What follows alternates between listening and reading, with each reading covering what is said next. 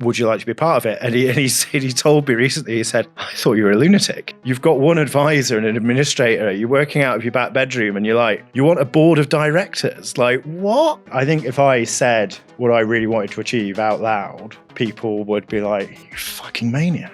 Like, but the fact of the matter is we're now in a situation where we're not having kids, which is very sad, and we'd aspire to have them. So now this is it. This is my family. And when I leave the planet, I'd like to go having done something of consequence. We walk through some of the differences between growing through acquisition versus organic growth, and what steps Tom has taken to make Calton a truly distinct and unique firm. So if I sat there and said that everything that I did in this business had been intentional from the start, everybody in the business would quite rightly call me a liar. I don't aspire to sit with clients and be like, we're an AI-enabled business.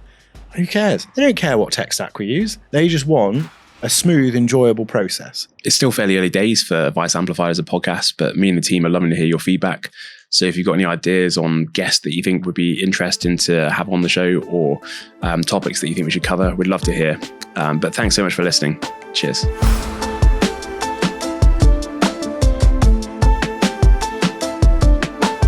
Tom, welcome. Thanks for coming on the podcast. So thanks for inviting me. Good to see you, or what's left of you.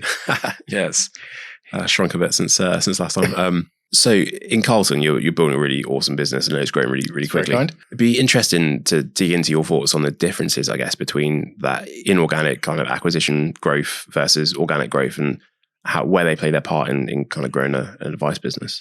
Yeah, so I mean, first off, with the organic, with the inorganic bit, with essentially acquisition. So you've got to have a balance, right? Because if you have a business that effectively you leverage, so we don't have any PE backing behind us.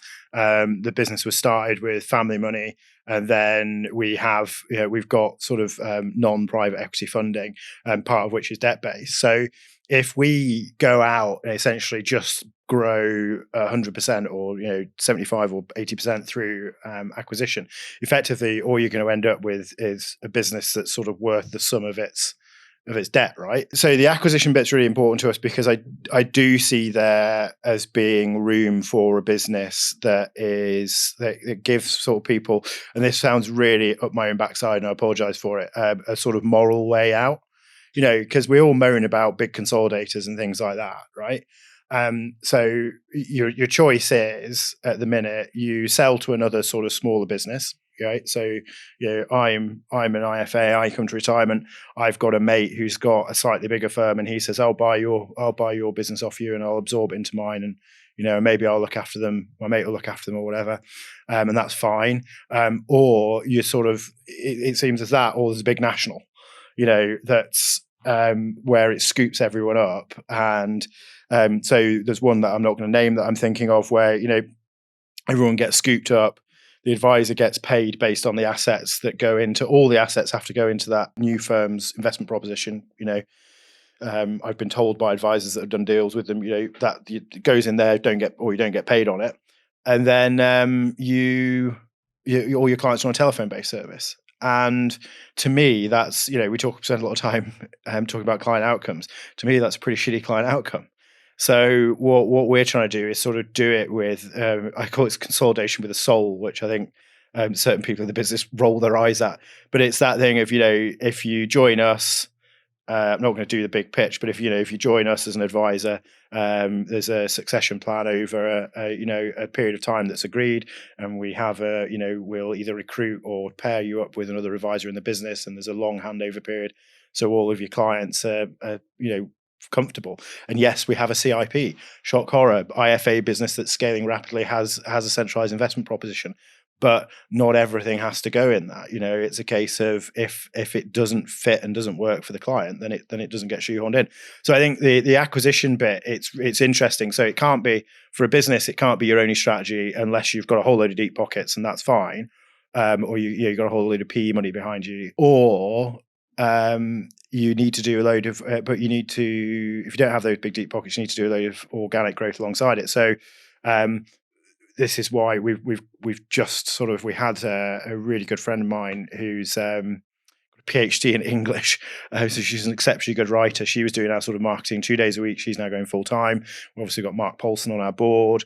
as a non-exec director. So we're really gearing up. We've got a few really cool things that are the sort of deals and things in terms of organic acquisition that we're working on. The brand awareness piece. So we're ramping that bit up as well, because you can't just have a business that's sort of the sum of its debt from all your from purchasing, because for one thing, I don't think the regulator would like it, and also it doesn't sound like a very good business model. Yeah, super interesting. I mean, you mentioned Mark there, and I feel like a lot of what you've done with Calton is really interesting and distinct in terms of the strategy and the business you're building.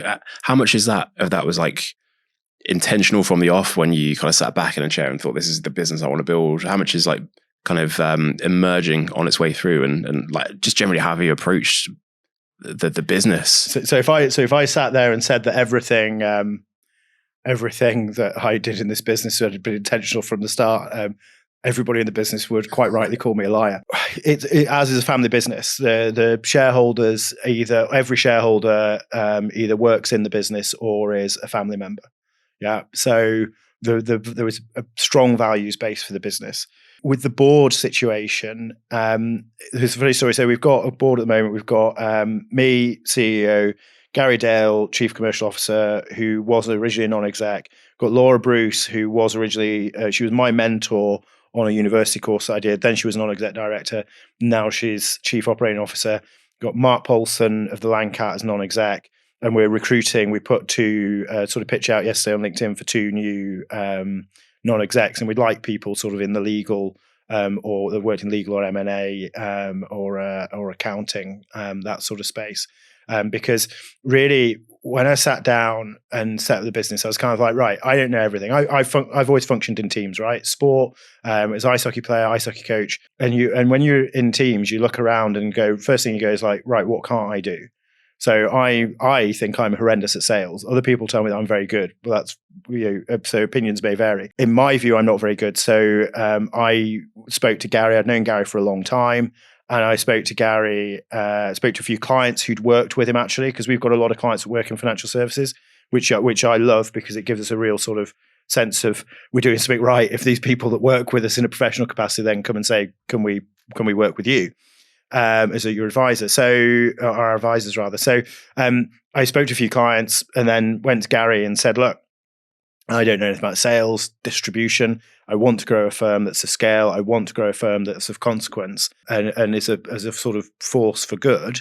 Would you like to be a part of it? And he told me recently, he said, I thought you were a lunatic. He said, I sat there and went, you've got one advisor and an administrator. You're working out of your back bedroom and you're like, you want a board of directors? Like, what?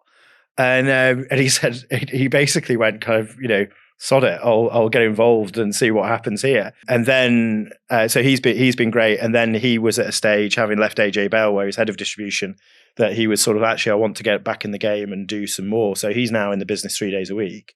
And we, Laura, I know I'm great at ideas, right? Also people tell me, I think I have good ideas, but I need someone with the structure, with good head structure to help me implement them. So Laura's my sort of right-hand person that helps me. She'll sit there, and when I say, why don't we do this? She'll sense check it and then go, yeah, okay, great. These are the operational impacts of that. And she'll help me war game that out and implement things.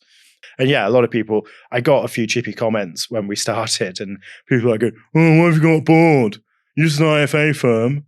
I'm like, that's all right. That's cool. That's you crack on doing your thing. I'm over here doing my thing. And now we're a team of 17 doing our thing, and that's okay. And we're not the biggest firm in the world at all. And I don't have delusions of grandeur, but we're trying to plug away and do something. So we've got to have a structure to make that happen. Yeah. And do you find it hard to kind of temper the aspiration, or I suppose you're building something big and you're going over here and you want to get there as quickly as possible, but I guess you need to take the right steps in the right order, or do you just kind of jump in and reconcile the answers? I mean, as a regulated business, Pete, we never jump in 2 feet first and without thinking of the consequences.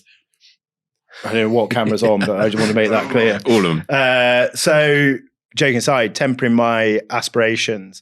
Yeah, I think if I said what I really wanted to achieve out loud, people would be like, you fucking maniac. But this business to me is, I'm not going to do the Oprah thing, and I'm not going to tell the big sob story again, because I've talked about the sob story with my wife and I before endlessly. But the fact of the matter is, we're now in a situation where we're not having kids, which is very sad, and we'd aspired to have them. So now this is it. This is right, and also this might sound really weird, and I don't have any brothers or sisters anymore, so this is it. This is my family, and when I leave the planet, I'd like to go having done something of consequence, rather than and left a good effect. So I've got this sort of grand plan of this is where we're going, and I want to have a really good effect and help as many people as we can. It's all rooted in a desire to help people, and it is difficult to temper that with the day-to-day of here's an RMAR return that needs doing. That's fun. So I think my ambition is difficult at times, but I'm just really taking joy in the journey now. So even yesterday when I got on the train, got up at 5, was on the train at 7:30 or something. Board meeting for Game Plan Financial, which is a business that we're a part of in Newcastle. Board meeting there, recording some training videos there for an advisor academy. Then on the train down to London, then had a 4-hour meeting with a guy who's interested, who's a guy who might be interested in working with us in some form or another. And, and back to the Airbnb at 11. And when I was stood on Newcastle train platform, I was like, Christ, this is a grind, eh? This is a real grind. And then I was like, yeah, but this is great. We're doing something. And this is exciting. And in those moments of I'm really knackered, I think if you can go like today, having slept in an awful Airbnb last night and got about 60 minutes sleep, if you can do something that fills you with energy, I think that's. Does that answer the question whatsoever, or have I rambled for a bit? Yeah, I think it's super interesting, and so much of that resonates with my own kind of motivations and journey with Ningi, that you kind of, I don't know. At least I told myself, I think, the lie that I'm going to do this because in a couple of years I'll be racing Lamborghinis with the team, and then actually pretty quickly you realize you're doing it for the joy of building a thing, and that's like, I don't know. It took me a bit of time to accept that myself, that was the thing that was motivating me rather than the money, which I'd still like, definitely. But I mean, that's the thing. It's interesting. It's not it's okay to want to do well in this country, especially. Well, I live in Scotland. I mean, when I say in this country, we're in England. I live in Scotland. Christ, there's a lot of people. It feels like sometimes that don't want you to do well.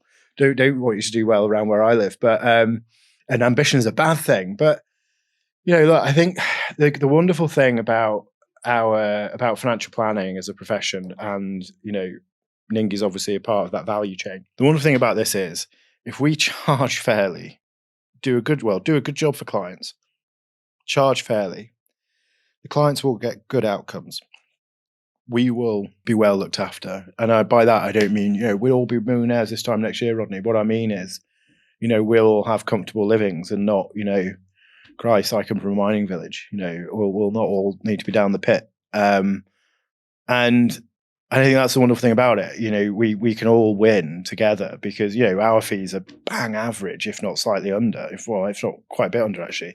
And people say to me, oh, you could charge more. Somebody said to me, challenged me recently, and said, you actually offer a premium service. Why aren't you charging more for it? And I'm like, well, we can make a profit at this level. So that's fine. I'd rather be known as the guy that sort of slightly undercharges than the one that overcharges. There's lots of innovation in what you're doing with Calton, but you sort of said earlier, you've got a centralized investment proposition and your charging is kind of about average or below. Do you see them being much need to innovate in that kind of core financial planning element of things? We see some firms that are doing stuff with pricing model, or, trying to get a bit crazy with the funds, or, forget cash flow model, we're going to do this instead. And, that's their point of innovation. Yeah. But I think so. We, like I said, going back to at the heart, we're a family business, right? All of my family's money is in our portfolios, in our centralized investment proposition. All of my money is either in the business, such as it is. I'm far from the wealthiest man in the world. The quickest way to not be a wealthy man, not although I was to start, is to start your own business. But so we keep things simple. We've got we work with a business called Aspen on the asset allocation. So we've got one asset allocation, and then we've got different ways of expressing it.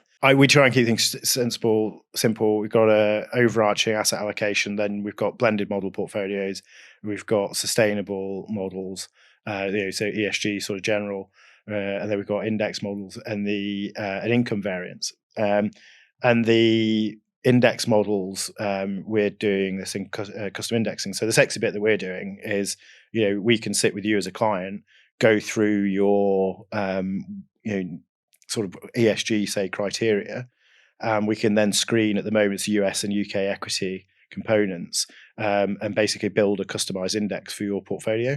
So then you have the Calton equity focused portfolio, and the 67% odd percent that is split between US and UK is filtered according to your moral standing, and that's the sort of bit of innovation that I suppose we do. And some people like that, and some people, I chatted to some people the other week about it, their advisors, and they were like, well, we'd never do that. And I said, well, that's fine, but I have clients that have got considerable directors in FTSE 100s. They've got considerable holdings in in their business that they work for through share safe schemes, and to be able to say to them, okay, well, we'll build an index portfolio for you, and we'll remove the allocation to, say, Microsoft or whatever, is actually quite a neat thing for them. It's good, nice bit of risk management. Instead of having to pay a DFM to do it, we can build this custom portfolio for them, where it's sort of 33 bips all in for the equity focus one that I used in the example. So that's the sort of bit of that's the sexy as it gets, but all it's doing is excluding certain things from an index. I don't think we have some satellite portfolios as well. So there's a sort of for people that have got money sat in cash at the minute, or that need access to it relatively soon, there's sort of a nice opportunity in gilts at the moment, given where they've gone and where interest rates are. Again, that's about as sexy as it gets. We're not doing Mongolian yak farm warrant funds or Dubai car park funds or any crap like that, because everything in the business is invested as if it's our own. And then the other bit, as you know, because I've pontificated enough on stage about working with you guys, so it shouldn't be a surprise. We're doing a lot with you on trying to streamline these 12 sort of bits of tech kit that we've got down into, I think we can get it down into 2 or 3, and we've said in 3 years' time we might get it down to 1. That's a journey to go on, and I'm not going to sit here and say we'll get it all done overnight. I mean, you can if you like, because you're the one in control of that. No, I need to stop saying that. I think that's the thing. Jim will burst through the door any second, dive across the thing, and before you give any timescales. Yeah. I was keen, as you might imagine, to circle back to tech and some of your thoughts there. So we're obviously doing stacks of stuff together, but without doing the hard sell for Ningi, more like, where does that fit in with the kind of grand ambitions with Calton, and I guess why tackle that so early and with such scale?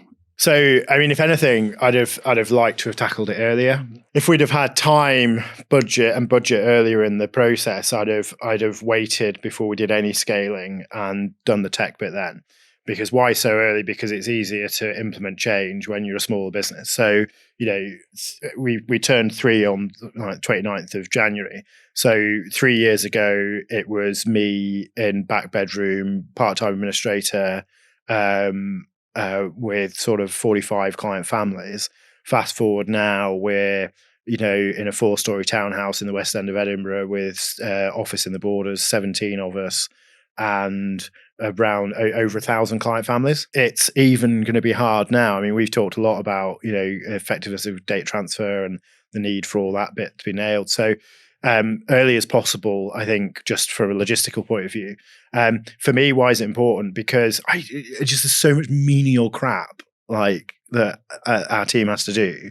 And I know our trainee advisors. So we've got trainee advisors in the office. We've got power planner who's sort of, she is a very good power planner, and we're recruiting, and the trainee advisors act as sort of administrators / power planners.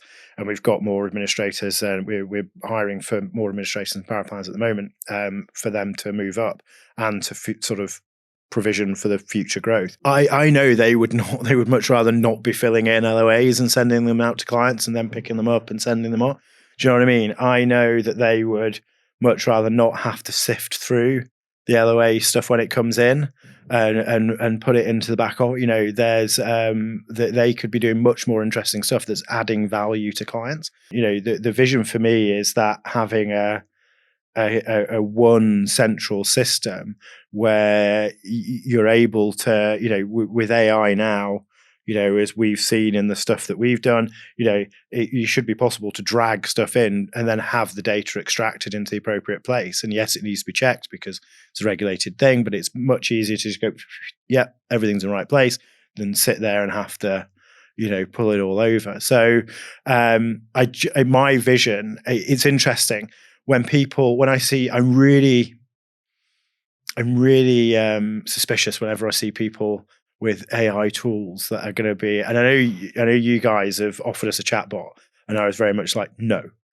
And look at the DPD chatbot. Now, I'm not saying the chatbot that you built for us would have done the DPD thing. Sure, it wouldn't, because it would have been but my thing is, I always want humans to be running that relationship, because we're in a relationship business. And I'm deeply suspicious whenever I see a firm go, we're going to use AI to do this, to do the interaction piece. My view is use AI and technology to do all the crap that nobody really enjoys doing, but is essential. And also, if it's done properly, in a sort of a really defined, tight process with good KPIs and good MI. So at any point you can just look in and go, okay, these LOAs have been issued to the client. These have come back and they've automatically been sent on to the providers. This is the information that's come back and been pulled out of the PDF and put onto the system. Then it needs to be checked by a human. Whereas as opposed to a spreadsheet, which a lot of firms have, going, yeah, okay, that's that's where this LOA is. Is that really where it is? Is that really what's happened? But if you've got a machine running that whole process, so that's the really fancy, sexy side of technology. But then there's just the stuff about, like I say, we've got something like 12 bits. So if we can, when we move from our incumbent back office to manage, the idea of having electronic AML, in there, having the risk profiler, issued directly from there. Because we use an incumbent that told us that they integrated with our risk profiler, and it doesn't really, when I then said, oh, does it pull through the result? No, well, you can issue it, but it doesn't pull from the back office, but you can't pull through the result into the back office. And you're like, well, great. I've saved 2 clicks. I could just into another system and do it. And, so it's not really that much of a time saver. So the idea of having all that sort of stuff and being, issuing client agreements by the signing, electronic signature from there, rather than doing it from DocuSign and all that stuff, because the incumbent one, you can't do joint signatures, and things like that. It's just these little bits of friction. So the really exciting bit for me is just removing friction from the process. We've actually got, we've got an external power planner that we use as a sort of pressure valve. If we need to. And he was there, I was talking to him this morning. He said, it's a good process. It's like, it's as far as firms go. I mean, when we first engaged, you guys were like, this is actually, for the state of things, a really, really good process. But I still think it can be better. And I just want to take every bit of friction we can out. Now that causes problems in the short term. It's hard work and it creates friction in the short term. But in the medium term, no pressure. This vision of a frictionless process, and all the work we're doing on integration with platforms and things like that, to be able to process directly from the back office and not have to go into the platform. Stuff like this. It's all, to me, I get really excited because I think I can see this frictionless future where I'm not spending my time swearing at the computer because stuff's not working. We've just got an elegant process where the client's putting their bits in. And we've got the crap bits done by the system automatically for us, and then we can focus 100% on the client, who is the most important thing in the process. I don't want to be thinking about tech. I don't want to talk about tech anymore. I just want it to work so I can talk about clients. Yeah, that's brilliant. It's that kind of idea of the tech just dissolving into the background. We're not the point of assignment isn't the tech. The point of assignment is the client and doing a good job there and enjoying your job, not, hey, we've got some cool AI that can sit on the website and who cares? Yeah. I'm happy. I don't necessarily want our clients to ever know that we have AI in the process. I don't aspire to sit with clients and be like, we're an AI enabled business. Who cares? They just care about getting a good client outcome, right? They don't care what tech stack we use or like what selection of stuff in the back. They just want a smooth, enjoyable process. They want financial planning to not feel like going and having a tooth extraction. And that's what we need to give them, a smooth, frictionless process. Yeah. So, I mean, and when we're talking about this stuff, it's usually with the mind of, it's sort of the B2B bit where we're saying to advisors, look, we're working on this really good process. This is where we're going. This is, and hopefully very soon we'll be going, this is what we've got. This is, so this is a really cool thing and it'll make your life easier.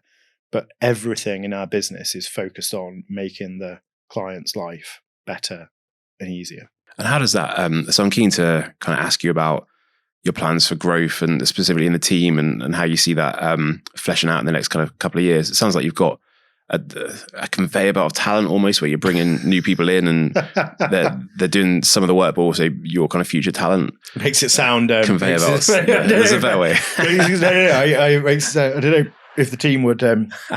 Each one of I adore each one of our team, and I genuinely do, and everyone's an individual character, and the big thing for me, I've forgotten what it was like sort of coaching a team, and I've forgotten about the integration of different personalities, and that's been a really interesting bit as we've grown so quickly. And it's about finding the right fits, and it's about allowing people to grow and giving them the room to grow. So we've got serious conversations ongoing with a sort of handful of advisors at the minute. We know we've got one joining next month, so we're resourcing for that at the moment. We've got another, I suspect there'll be another one at least before the end of the year. I'm expecting to see the organic sort of stuff kick off a bit now because we've got Mark involved. He's lined up a couple of really interesting things. So Christian's 5 days a week now. The sort of promotional marketing efforts about to kick off properly. So really it's resourcing the back office because we are really unfortunately lost a member of staff. They left at the end of last year. Financial services wasn't for them, and that's fine. But that was a sort of big emotional and operational loss. So replacing them was, I think both emotionally for us all and operationally, that's we've probably just about got there, if I'm honest. So now, actually, what I really want to do is just give the team the best chance of success and really bolster the back office and sort of, if anything, over resource there. I mean, we've talked about, the efficiencies that will be coming in. And I think, if we get the tech bit right, yes, we will all of a sudden become a lot more efficient and we won't need as much back office. So yeah, and then, we'll just keep rolling. We'll just keep rolling. I don't like sort of, I know where I'd like to get to. I don't know if I can say it out loud. I think it might frighten all the members of the team. So, but yeah, that's the sort of next year or two. Awesome.